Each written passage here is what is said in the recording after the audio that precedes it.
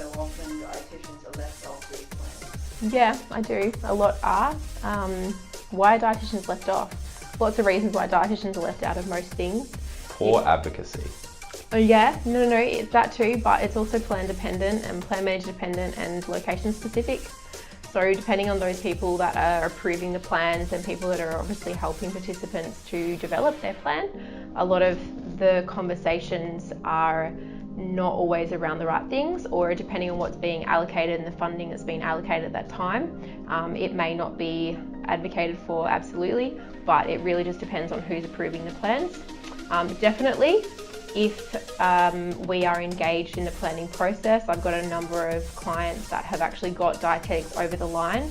So I think things that I've done have written supporting documentation, reference reports and assessments prior to the consult. So if you're really wanting to get engaged more in that sector, you need to be outsourcing, really trying to find all those people that obviously are planning that conversation, and work with the plan managers to make sure that it looks good and making sure they know the exact terminology and the exact things to say, so it's outlined in their goals, so then it actually translates to billable numbers at the end of the day. And we're also not that important.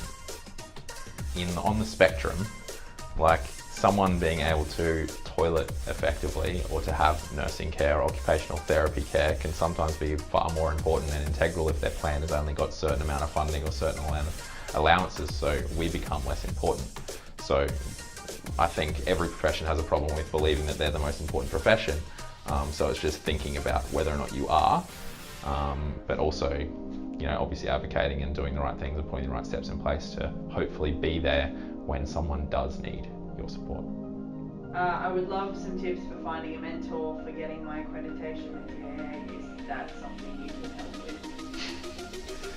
with? Go onto the DAA website, go to find a mentor, and then search all the people that have listed themselves as available to mentor people and hit up every single one.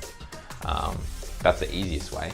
If you want to find a mentor, the best advice I would have is find someone that, one, you either respect, or two, is working in the field that you want to work in, because they're more likely to be able to give you the advice that you want to actually achieve what you want to achieve. Could you please suggest some resources for tests? I have a PhD in dietetics and I've come to Australia recently, but I cannot find a job here in Sydney. It would be great if you can advise me on how to start. So pretty much someone has arrived here out of Australia and wants to work as a dietitian, is that right? Yeah. So I want a suggestion for resources for DAA. for DA tests, They have a PhD. if they have a PhD in dietetics, there's no extra resources. If you know how to be a dietitian, then you're good. There's no extra information that you would need. We don't work for the DAA, so we don't know exactly what's on that test. Yeah, so we my can't help advice is you. hit them up and get them to give you as much advice as they can.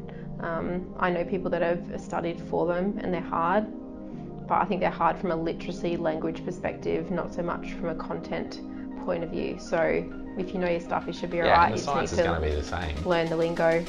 And really, scrub up on probably the Australian dietary guidelines, just because they're likely different from wherever you came from. So have a look at that, because they're likely going to quiz you on that. As much as we don't use the Australian Guidelines for Healthy Eating and those guidelines, really, that's probably what they're going to test you on, is knowing Australian stuff. The other thing would be, I know this is just coming from me, Australian products. So identifying different Australian products in the supermarket that you may not have seen elsewhere, and reading up on what they are and how they might interact with a diabetic or heart disease or something like that. The other one is just going and talking to Australian dietitians. So someone who I actually had come and sit in on a consult and just talk to me about what they would normally suggest, and it doesn't often translate to this population group. She also struggled to use the right terminology for discussing things like diet-disease relationship. So I think it would be very beneficial to go and seek out some advice and just converse on a dietetic spectrum with other people within the industry. Converse? That's not going to work. No. Chat. No, it's not going to work. Because you're not going to have a dietitian conversation. You're not going to be able to dig into a clinical thing. The better thing would be to volunteer and work shadow. don't even have to talk to anyone, it's just see what other dietitians say. But then again, you could still fuck up and people could be crap that you're shadowing. So I think... Huh? You? Yeah, just many people. So if you're obviously trying to get yourself across it, then just don't limit yourself to one person, and then potentially you're not going to get everyone that might not be great. And definitely chatting to them around different conditions, listening, volunteering, absolutely. To be honest, I don't work for DAA, neither does Tyson, so it's hard for us to know. I haven't done it. I don't know that many people that have, so... I don't know anyone that has. Outside of just what we think might be a good idea, as I said, it might be a first port of call is just go back to DAA, see if they can give you more information.